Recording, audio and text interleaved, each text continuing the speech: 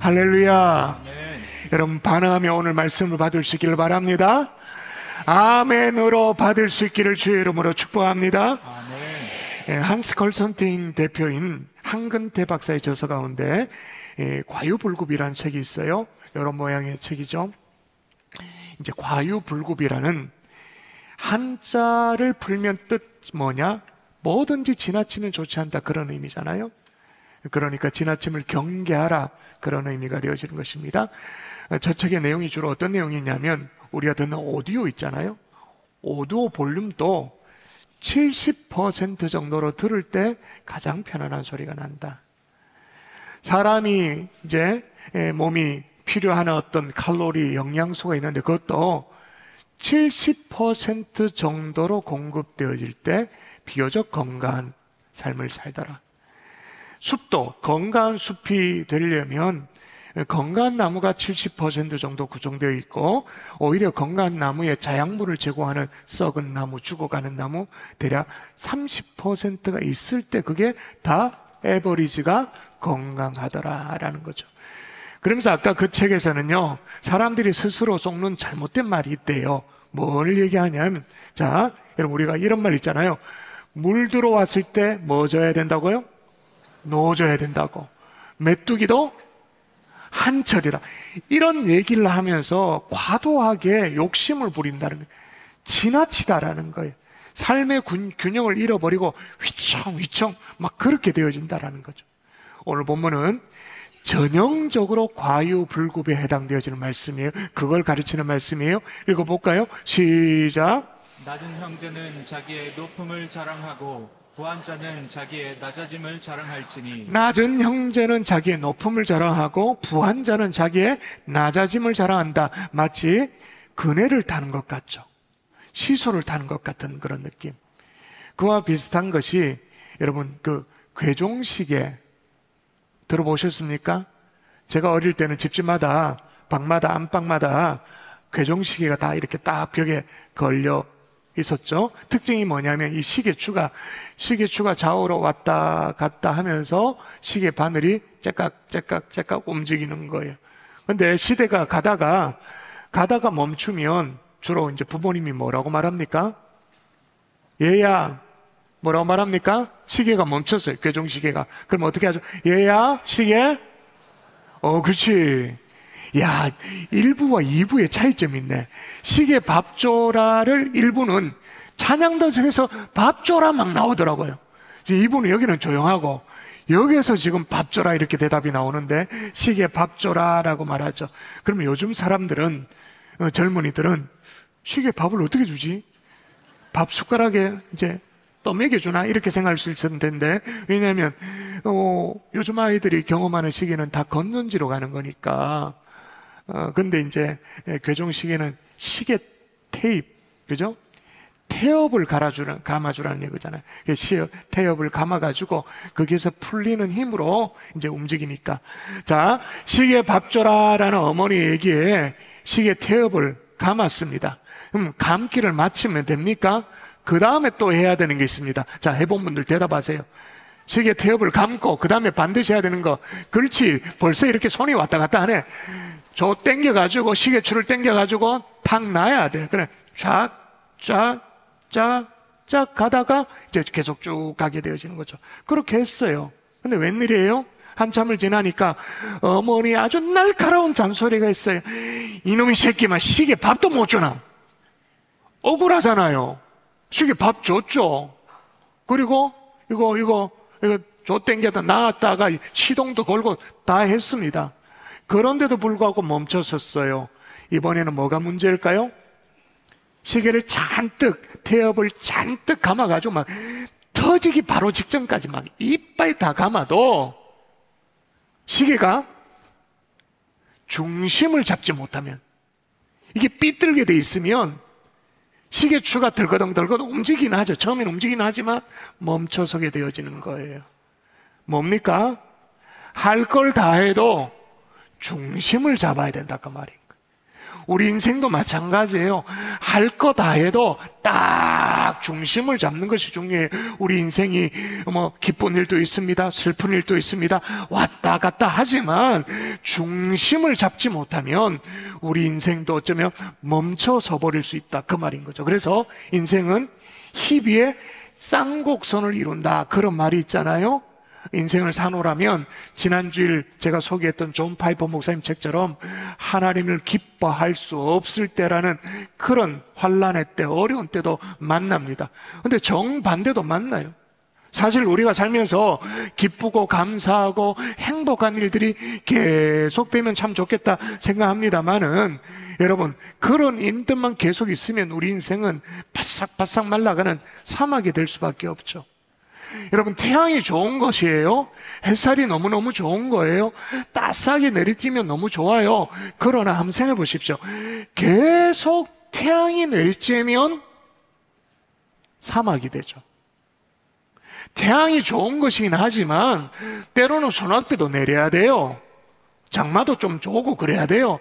뜨거운 여름이 있으면 가을이 있어야 되고 그런 거죠. 우리 인생도 희비의 쌍곡선을 그리면서 과유불급하지 않도록 조금씩 조금씩 그러면서 우리 인생이 전진하게 되어지는데, 중심을 잃어버리면 멈춰서는 거죠. 그저 제자리만 맴도는, 아니 제자리도 맴돌지 못하고 그냥 멈춰서 버리는 그런 인생도 될 수 있다는 거예요.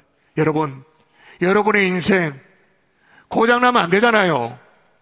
여러분의 인생이 어떤 인생인데 멈춰선단 말입니까? 그럴 수가 없지. 우리 인생은 오늘 또 전진하고 내일 또 전진하고, 하나님이 우리에게 허락하는 인생의 예년 동안 계속 전진하는 인생을 살아야 될 거예요. 그러면 어떻게 하면 우리 인생의 중심을 딱 잡고 멈춰버리는 인생이 아니라 오늘 또 전진하는 인생이 될 수 있는가?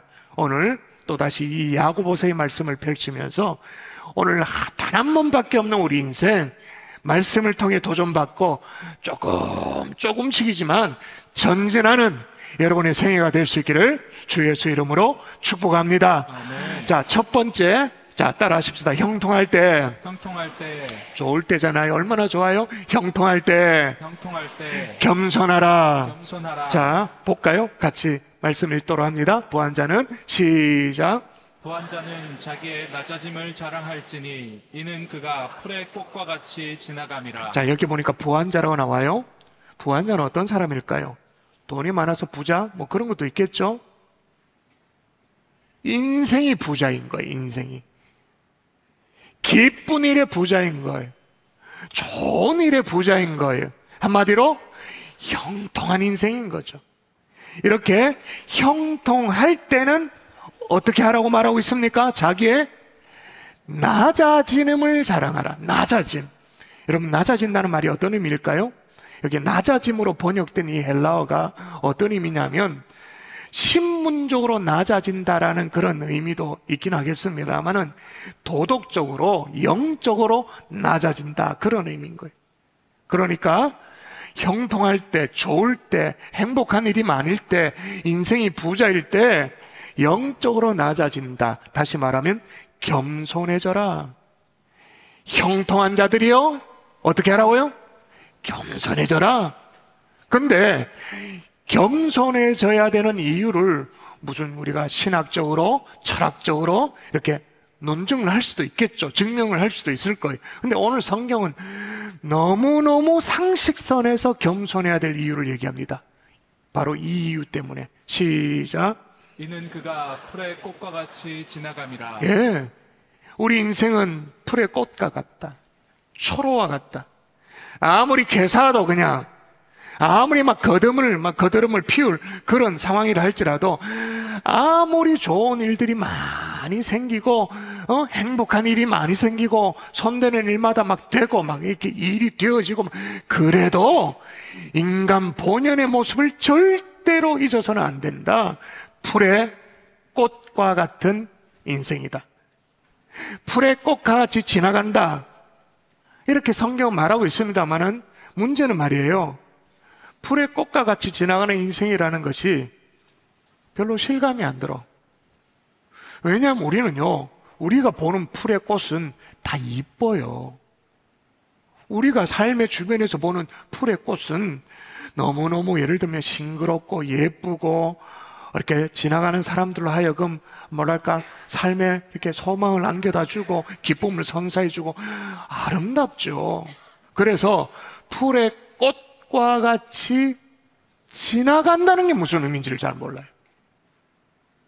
풀의 꽃에서 허물을 발견할 수가 없어요. 근데 이 본문이 기록된 성경의 배경이 중동 지역의 광야를 배경으로 하잖아요. 사막을 배경으로 하잖아요. 해가 돋기만 하면 이 사막에 그 열풍이 확 몰아붙여가지고는 꽃들이 시들어버리고 풀들이 시들어버리는 그 상황을 전제로 얘기하는 거예요. 예를 들면 중동 사막의 모래바람 가운데 감신이라는 모래바람은요 정말 무섭대요. 이 모래바람이 막 뜨거운 열풍이 불면 마치 어떠냐면 우리가 찌개를 끓이거나 라면을 끓이거나 뚜껑을 닫아놨다가 어떻게 이제 다 잘 됐나 싶어서 음식을 뚜껑을 열어보잖아요. 그러면 열기에 확 올라오잖아요. 그래서 막 안경이 막 김이 서리고 그런 열풍이에요. 그런 열풍이 어마어마한 규모로 확 불어닥치면 싹 다 태워버려. 다 말라. 우리 인간의 부귀영화가 그처럼 말라간다라는 것을 오늘 성경이 얘기하는 거죠. 그래서 여러분, 우리 인간들도 그걸 모르지 않아요. 그래서 이런 말을 예전에 해놨어요. 한번 읽어볼까요? 같이 읽도록 하겠습니다. 자, 한자말이지만 읽어봅니다. 시작. 화무 11홍이요 건불 10년이라. 자, 아무리 화려하게 꽃피는 꽃도 며칠이다? 그 정도는 대답할 수 있겠죠? 10일. 무소불위의 권력을 가졌어. 막 푸틴이야, 막 트럼프야, 막 그런 권력을 갖고 있다 하더라도 권력 몇 년이다? 건불 10년이다. 어떤 은행장을 지낸 분이 계신데요. 이 실화예요. 퇴직 후에 엘리베이터를 타는데 엘리베이터를 탔어요. 엘리베이터 탔는데 엘리베이터가 문이 닫히더니 안 가. 올라가지도 않고 내려가지도 안 움직여. 왜 이러지? 고장이 났나? 그렇게 생각을 하고 인터폰을 해야 되나 아니면 누구한테 핸드폰을 해야 되나 이렇게 생각을 하다가 아차 정신이 번쩍 들더래요. 아차 나 퇴직했지. 이상하잖아요. 아니, 퇴직한 거랑 엘리베이터가 움직이지 않는 게 무슨 상관이 있단 말이에요. 상관이 이 사람에게는 있었어요. 왜냐하면 은행장 꽤 되는 사람 아닙니까? 은행장 직원일 때는 그렇게 재직할 때는 부하 직원이 늘 옆에 붙어가지고 엘리베이터의 버튼을 청수를 늘 대신 눌러준 거야. 지금은 퇴직했기 때문에 그런 사람이 아차 내가 퇴직했지. 웃긴 얘기죠. 우리에겐 상상이 안 되는 얘기죠. 그러나 여러분 아무리 대단한 지위와 부귀영화를 누려도 언젠가는 사라집니다. 동의하십니까? 인간이 아무것도 아니게 되어지는 거예요. 늙고 병들고 죽고 사라지는 순식간이죠. 1900년도에 있었던 일입니다. 미국의 시카고의 에드워드 비치라는 호텔에 7명의 미국의 최대 부자들이 모였어요. 얼마나 부자냐면 7명의 자산을 다 이렇게 모아보면 더하고 더해보면 그 당시에 미국의 전체 국고보다 개인 7명의 재산이 훨씬 더 많은 거예요. 그래서 7명이 모여가지고 자기 모임에 이름을 붙였어. 뭐라고 붙였냐면 마이더스 모임이라고. 마이더스. 여러분 마이더스 아시죠? 전설에 나오는 손만 대면 황금 덩어리를 받기는, 대버리면 황금 덩어리를 받기는. 우리는 마이더스다 라고 말하면서 이 모임을 만들었습니다. 모든 사람의 동경의 대상이 되어졌죠. 전 세계인의 부러움의 대상이 됐어요. 근데 한 반세기도 아니에요. 사반세기 정도, 25년이 지난 이후에 그 7명의 상황입니다. 읽어볼게요.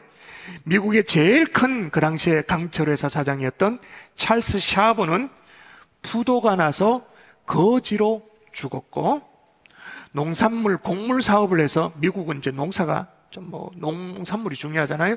거부가 되었던 아더 퀴터는 사업이 역시 망해서 홈리스, 거지가 되었고, 리처드 위트니 같은 경우에 중죄를 지어서 감옥에 복역하고 있었고, 미국의 재무부 장관을 지냈던 엘버트 홀은 사기, 횡령죄를 지어가지고 감옥에 들어갔다가 몸이 쇠약해져서 언제 죽을지 모르는 그런 상황이 되었고, 국제은행 총재였던 내연 회전은 자살을 해버렸고, 월스트리트의 가장 큰 회사를 지냈던 제시 리버모어 같은 경우 역시 자살을 했고, 미국의 대표적인 부동산 거부였던 이반 쿠버 같은 경우에 자살을 시도했는데 자살 미수에 그쳐서 치료를 받는 상황. 근데 아무도 돌봐준 사람이 없는 상황.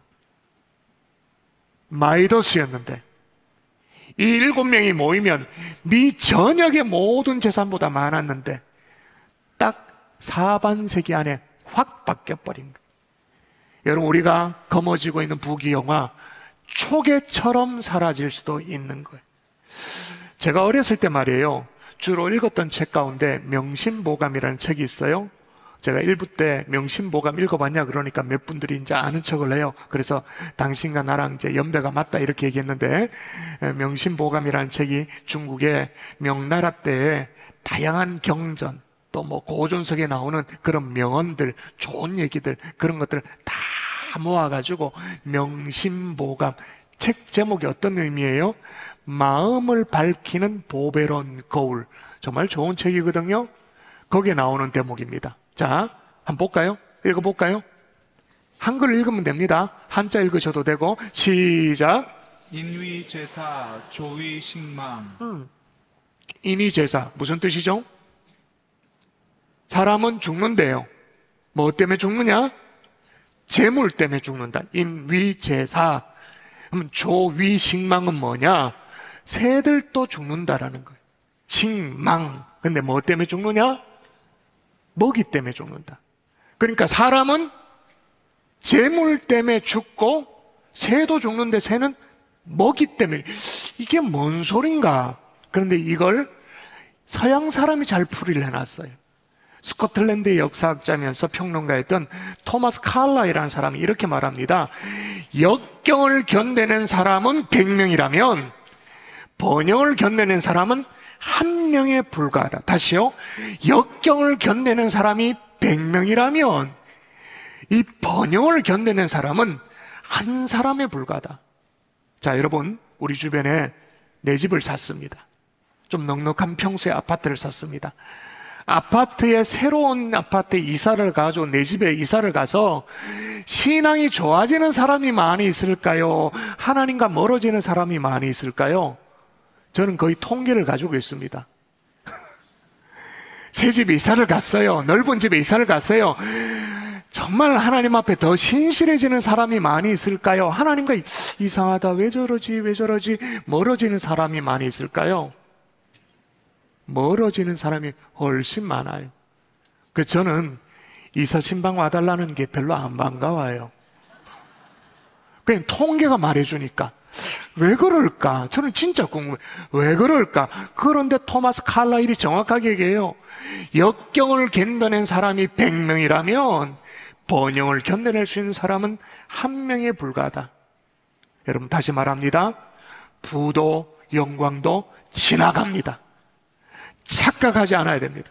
그래서 야고보서는 우리 인생을 이렇다라고 아주 명확하게 얘기를 하고 있어요. 오늘 본문입니다. 읽어볼까요? 시작. 내일 일을 너희가 알지 못하는도다. 너희 생명이 무엇이냐? 너희는 잠깐 보이다가 없어지는 안개니라. 예, 안개. 해가 뜨기만 하면 언제 있었는지 모르게 싹 사라지는 안개와 같은 것이 인생이다. 그러므로 형통할 때, 잘 나갈 때 여러분 어떻게 해야 될까요? 겸손할 수 있기를 주의 이름으로 축원합니다. 겸손으로 여러분의 인생의 무게 중심을 딱 잡는 거예요. 나 한 사람의 결정으로 이렇게 결정할 수도 있고 저렇게 결정할 수 있겠죠. 내가 주장하면 이 일이 되기도 하고 안 되기도 하겠죠. 나 한 사람의 힘으로 사람을 쓸 수도 있고 사람을 내칠 수도 있고 그렇게 할 수도 있죠. 그러나 그때도 뭐 해야 된다? 겸손해야 된다. 아니, 틀린 게 아니에요. 내가 그렇게 할 수 있는 능력이 있어요. 실력도 있어요. 권리도 있어.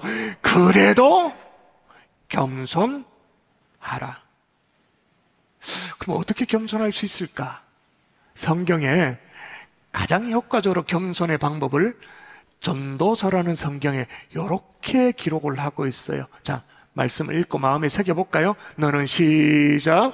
너는 청년의 때에 너의 창조주를 기억하라.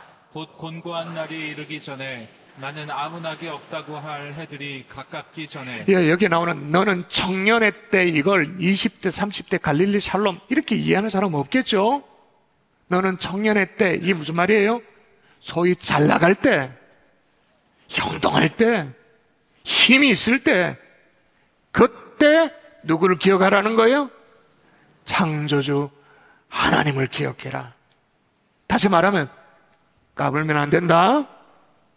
까불지 마라. 창조주 하나님을 기억하라 그 말이에요. 또 7절도 볼까요? 또 읽도록 하겠습니다. 전도서 말씀이에요. 시작. 흙은 여전히 땅으로 돌아가고 영은 그것을 주신 하나님께로 돌아가기 전에 기억하라. 예, 흙에서 왔다가 흙으로 돌아가는 인생, 하나님 앞에 가서 심판받아 마땅한 인생임을 기억하고 겸손하게 하나님 앞에 살아가라, 그렇게 말합니다. 근데 꼭 어리석은 사람은요, 지금 좀 부귀영화를 노려요. 뭐 부귀영화까지도 아니고 그냥 지금 좀 형편이 괜찮아, 그 조금 괜찮은 것 가지고 하나님과 멀어져. 지금 당장 형통한 것 때문에 교만해져서 하나님을 떠나. 하나님을 떠나지는 않지, 노골적으로 떠나지는 않지만 하나님을 내 인생의 주인에서 밀어내는 거예요. 내가 주인 노릇 하려고 하는 거예요. 내 인생에 항상 그럴 줄 알고 그렇게 교만하게 살다가 덤벙덤벙 살다가 부귀영화가 사라지고 젊음도 사라지고 건강도 사라지고 마침내 죽음이 닥쳐오면 하늘이 노래지는 거예요. 그래서 러시아의 대문호 톨스토이가 우리에게 이렇게 권면해요. 우리들은 이 세상에서 살아가는 것이 아니라 이 세상을 지나가고 있는 것을 잊지 말아라. 야, 정말 대문호답죠. 정말 통찰력 있는 얘기예요. 우리들이 이 세상에서 살아가는 것이 아니라 이 세상을 지나가고 있다는 것을 잊지 말아라. 여러분, 다시 부탁드립니다. 여러분, 좀 잘 나가요? 일이 좀 됩니까? 형통할 때 엎드릴 수 있기를 주의 이름으로 축원합니다. 깨어 기도할 수 있기를 주의 이름으로 축원합니다. 여러분이 젊어요. 아니, 내가 손을 뻗으면, 내가 손을 뻗기만 하면 뭐든지 할 수 있다, 그런 자신감이 있어요? 그때 더 주님 앞에 엎드리는 거예요. 겸손하는 거예요. 자, 그러면 형통할 때는 그렇게 하지만 반대는 어떻게 하느냐? 따라 하십시다. 시련의 때 인내하라. 9절 읽어볼까요? 같이 읽습니다. 시작. 낮은 형제는 자기의 높음을 자랑하고. 여기 보니까 낮은 형제 나오잖아요. 낮은 형제. 요 낮은 형제가 이렇게 해석을 해보니까요, 이게 마음이 막 좀 찌릿찌릿해. 이 낮은 형제라는 말이 어떤 의미냐면 땅바닥에서 높지 않는 상태. 그러니까 이 사람은 땅바닥과 거의 붙어 있는 거예요. 땅바닥과 거의 붙어 있는 거예요. 딱 붙어 있는 사람. 주로 어떤 사람일까요? 가난한 사람, 궁핍한 사람, 시련의 때를 만나서 땅바닥과 거의 붙어 있는 사람. 이런 사람 어디 집을 구해도, 집을 뭐 월세든 전세든 집을 구해요. 집을 구해도 꼭 반지하야. 땅바닥 가운데 있어. 그냥 어쩌면 무료 급식소가 어디 있는가 찾아다녀야 되는 그런 인생일 수도 있어요. 기초생활수급자일 수도 있어요. 아니면 차상위 계층일 수도 있어요. 그런데 상황은 그렇지만, 그렇게 낮은 상태이지만 그 사람이 하나님의 자녀라면 어떻게 하라고 말합니까? 어떻게 해요? 자기의 높음을 자랑하라. 여러분, 이상하죠? 여러분, 성경이 주로 자랑을 하라고 말합니까? 자랑하지 말라고 말합니까? 일반적으로 성경은 우리에게 자랑하라고, 뻑이라고 말합니까? 아니면 자랑하지 말라고 말합니까? 주로 어떻게 말합니까? 자랑하지 말라고 말하죠. 그게 일반적인 가르침이에요. 근데 여기서는 자랑하래. 이 자랑하라, 이 말이 헬라어 의미가 어떤 의미냐면 막 기쁨에 막 넘치는 거예요. 이게 막 폭발하는 거예요. 극도의 기쁨을 표명하는 그런 것들이 자랑의 의미예요. 그래서 영어 성경에 보면 의대목이 이렇게 기록되어 있어요. To take pride. 프라이드를 취하래. 어떤 상황에서? In his high position. 자신의 높은 지위에서 프라이드를 가지라. 낮은 형제들이요. 근데 뭘 자랑할 게 있어야지 하지. 땅하고 딱 붙어 있는데 지금 가난하고 궁핍하고 실현했던데 무슨 프라이드를 가지고 테이크 프라이드라면서요. 무슨 프라이드를 가질 만한 그런 높은 지 하이 포지션이 어디 있단 말이에요. 근데 성경 우리가 아무리 낮아도 아무리 땅하고 딱 붙어 있어도 쉽게 말해서 아무리 반지하 지하라도 그래도 우리가 프라이드로 여길 수 있는 게 있다고 말해요. 바로 이겁니다. 읽어볼까요? 시작. 네가 내 눈에 보배롭고 존귀하며 내가 너를 사랑하였은즉 내가 내 대신 사람들을 내어주며 백성들이 내 생명을 대신하리니. 여러분 아무리 가난해도 우리는 하나님의 눈에 보배로운 존귀한 하나님의 자녀인 줄 믿습니다. 하나님 나라를 상속받은 하나님의 상속자인 줄 믿습니다. 아무리 낮은 신분이어도 적어도 우리는 하나님의 자녀인 거예요. 아무리 땅과 붙어 있어도 우리는 하나님의 자녀인 것입니다. 이걸 기억하고 자랑하라. 다시 말해서 뭐예요? 기죽지 마라 이것들아. 그 얘기를 하는 거예요. 그러므로 여러분 하나님의 눈에 보배롭고 존귀한 하나님의 자녀가 우리가 맞다면 그게 아니라면 상관없고 맞다면 시련 가운데도 하나님이 함께 해주실 줄 믿습니다. 위로해 주십니다. 시련을 이길 수 있도록 도와주십니다. 그리고 궁극적으로 우리를 영생으로 하나님 나라의 상급으로 우리를 인도해 주시는 줄 믿습니다. 오늘 우리가 읽지 않아서 그렇습니다만은 12절을 보면 이런 내용이 나옵니다. 한번 읽어볼까요? 시작. 시험을 참는 자는 복이 있나니 이는 시련을 견디어낸 자가 주께서 자기를 사랑하는 자들에게 약속하신 생명의 면류관을 얻을 것이기 때문이라. 그러니까 시련이 올 때, 시험이 올 때, 즉 슬픈 일이 막 밀어닥칠 때, 시련의 때 낙심하지 말고 참고 인내하라는 거예요. 그런 사람이 복이 있다. 왜? 약속하신 생명의 면류관이 다 예비되어 있으니까. 근데 여기 참다라는 이 의미가 휘포메노라는 단어인데, 휘포가 under, 아래, 메노가 머물다, remain, 머물다라는 의미. 그러니까 인내라는 의미가 뭐냐, 참다라는 의미가 뭐냐, 어떤 시련의 상황 아래에 불평하지 않고 딱 머무는 거죠. 견디는 거예요. 여러분 참을 인자를 한자로 써보셨습니까? 어떻게 쓰시나요? 글자가 이렇게 생겼어요. 일단 칼날인이 있어요. 칼날인. 거기다가 아래에 마음 심자, 심장이죠. 이게 참을 인자예요. 그러니까 모양이 어떻게 되냐면 칼날이 아래의 심장을 겨누고 있는 모습이 참을 인자예요. 여러분 칼날이 심장을 막 겨누고 있어요. 딱 겨누고 있어요. 그럼 어떻게 해야 돼요? 움직이면 안 되지. 잠잠히 있어야 되지. 그게 인내라 이 말이에요. 힘들지만, 괴롭지만, 아프지만, 슬프지만 잠잠히 딱 하나님의 일하심을 기다리면서 딱 인내하는 것. 그러니까 우리가 뭘 할까요? 기도하죠. 하나님을 기다리면서 기도하는 거예요. 근데 뭘 믿으며 기도하느냐? 여러분 시편의 126편에 이렇게 고백합니다. 같이 읽어볼까요? 같이. 이거는 크게 읽어도 좋을 것 같아요. 시작.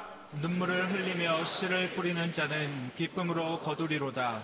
울며 씨를 뿌리러 나가는 자는 반드시 기쁨으로 그 곡식단을 가지고 돌아오리로다. 아멘. 내 심장에 칼날이 딱 겨누어서 어떻게 할 수도 없고 딱 잠잠히 기다릴 수밖에 없는 상황이지만 기도하면 하나님이 이렇게 일할 것이라고 믿고 기도하는 거죠. 할렐루야.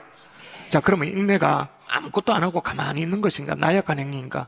그래서 지난주에 우리 어머니들이 참 참고 견디기를 많이 해가지고 화병이 많이 생겼다 그렇게 말했는데 참 인내가 뭐냐면 예레미야 애가의 말씀에 이렇게 얘기를 해요. 얼마나 답답했으면 성경책 이름 자체가 예레미야 애가야, 애가. 탄식이야. 근데 이런 대목이 있어요. 읽어볼까요? 같이 읽습니다. 시작. 내 고초와 재난 곧 쑥과 담즙을 기억하소서. 내 마음이 그것을 기억하고 내가 낙심이 되오나 이것을 내가 내 마음에 담아두었더니. 앞에 나오는 고초, 재난, 쑥, 담즙 이 다 막 어려운 상황이잖아요. 그 상황이야. 근데 어떻게 했다고요? 내가 내 마음에 어떻게 했다고 말합니까? 저 보세요. 내가 내 마음에 담아두었대요. 담아두었대. 예레미야도 하도 답답해가지고 담아두었겠죠. 근데 그냥 담아둔 게 아니에요. 이게 인내 참 의미를 깨닫는 방법이에요. 그 다음 볼까요? 자, 이것을 시작. 이것을 내가 내 마음에 담아두었더니 그것이 오히려 나의 소망이 되었사오니. 여러분, 담아두어서 화병이 걸렸다. 그건 인내가 아니에요. 담아뒀더니 확딱지가 난다. 그냥 정말 짜증나고 그냥 진짜 막 어떻게 해보고 싶다. 그건 인내가 아니에요. 담아두었는데 이게 소망이 되는 거예요. 그게 진짜 인내예요. 오히려 그것이 나의 소망이 되어지. 어떻게 그게 소망이 될 수 있는가? 그 다음 마저 읽어볼까요? 자, 그것이 시작. 그것이 오히려 나의 소망이 되었사옴은 여호와의 인자와 긍휼이 무궁하심으로 우리가 진멸되지 아니함이니이다. 이것들이 아침마다 새로우니 주의 성실하심이 크시도소이다. 어떻게 그게 소망이 될 수 있는가? 여호와의 인자와 긍휼이 무궁하심으로 우리가 진멸되지 아니하기 때문에, 그리고 이것이 아침마다 새롭기 때문에 우리는 소망을 품게 되는 줄 믿습니다. 이게 진짜 인내란 말이에요. 여러분, 하나님의 신실하심을 믿을 수 있길 바랍니다. 아침에 떠오르는 태양을 바라보면서도 하나님의 신실하심을 언제나 믿을 수 있는 하나님의 종들 될 수 있기를 주의 이름으로 축복합니다. 말씀의 결론을 맺을게요. 어느 날 다윗 왕이 말이에요. 다윗 왕이 어느 정도 어떤 모든 상황을 평정하고 나서 궁중에 세공인을 불렀어요. 보석 세공인을 불렀어요. 그 자네 나를 위해서 반지 하나를 만들어 달라고. 근데 그 반지에 좋은 글귀 하나를 새겨서 내게 반지를 만들어 달라고. 내가 전쟁에서 승리하고 돌아와서 마음이 높아지지 않도록, 교만하지 않도록, 또 내가 크나큰 슬픔에 빠졌을 때도 좌절하지 않고 낙심하지 않도록 용기를 가질 수 있는 그런 뭔가 글귀가 있어서 내가 늘 보고 묵상할 수 있도록 그렇게 반지를 만들어 달라 세공인에게 부탁을 했습니다. 근데 세공인이 아름다운 반지를 완성을 하긴 했어요. 근데 문제는 뭐냐? 글귀가 문제. 무슨 글귀를 여기에 넣어야 될지가 도무지 생각이 안 나는 거예요. 그래서 그 당시에 고민 끝에 정말 지혜롭기로 소문난 누구였을까요? 다윗 왕의 아들 누구예요? 솔로몬을 찾아간 거죠. 솔로몬 왕자를 찾아가서 아버지의 이 주문 요청사항을 쭉 설명하니까 잠시 상념에 빠졌던 솔로몬이 일러준 글귀가 있어요. 글귀가 요겁니다. 이 또한 지나가리라. This too shall pass away. 이 또한 지나가리라. 유대인의 구약 성령 추적서라고 말할 수 있는 미드라시에 나오는 그런 에피소드예요. 여기 무슨 말이죠? 기쁜 일도 지나가고 슬픈 일도 어떻게 해요? 지나간다. 그러니까 일희일비하지 말고 마음의 중심을 딱 지켜라. 기쁘다고 교만하게 그냥 하나님 멀리하고 그렇게 하지 말고, 꼭 그런 분 있잖아요. 아까 이사 예배를 드렸습니다만 개 예배를 드려요. 개업 예배, 사업체 예배를 드려요. 하나님 사업 잘 되게 해주십시오. 하나님 두 손 들어 이 사업장을 축복해 주십시오. 그렇게 기도는 하는데 목사의 마음에 불안한 사람이 있어. 불안한 사람. 정말 하나님이 이 기도대로 응답해 주시면, 이 사업을 축복해 주시면 되겠나 싶은 그런 가정도 있어요. 사업이 잘 되면 하나님 섬기는 것도 예배도 홀라당 까먹을 것 같은 그런 불안한 그런 마음이 생길 때가 있어요. 근데 그런 마음이 생기면 안 되지만 생길 때가 있는데 어떡하겠어요? 근데 아니나 다를까 몇 달 지나고 나면 계엄 예배는 거창하게 불러다가 막 예배 드리고 막 떡도 나누고 다 했는데 주일날 안 보여. 성김의 자리에서 안 보여. 성도의 교제의 장에서 잘 안 보여. 바쁘다고. 여러분, 형통하다고 지가 잘나서 그렇게 된 줄 알고 교만하지 말고, 슬플 때를 만나서, 어려운 때를 만나서 하나님 원망하고 낙심하여 주저앉지 말고, 어떤 상황 속에서도 이 또한 지나가리라 기억할 수 있기를 바랍니다. 형통하십니까? 겸손하십시오. 이 또한 지나갑니다. 시련의 때입니까? 하나님 앞에 인내하며 기도하십시오. 이 또한 지나갑니다.